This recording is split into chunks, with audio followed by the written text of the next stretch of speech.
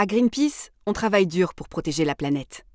Parce qu'on y tient à notre planète, aux êtres humains et aux animaux qui y vivent, à sa biodiversité qui la rend exceptionnelle.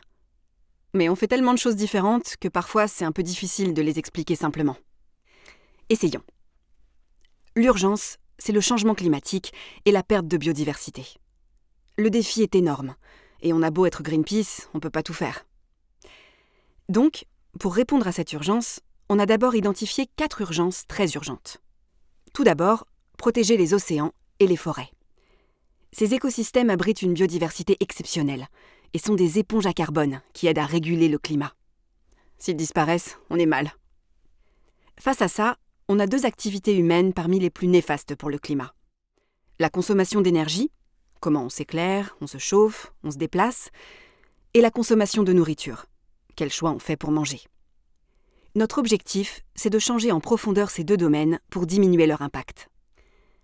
Pour exposer au grand jour quels sont les problèmes et les solutions, on mène des enquêtes de terrain, sur la terre ferme ou en mer, avec des scientifiques, des populations locales, des expertes et experts, on produit des analyses et des rapports.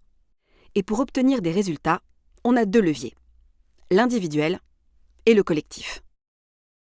À l'échelle individuelle, Greenpeace informe et sensibilise les gens sur l'état de la planète, leur impact et comment agir.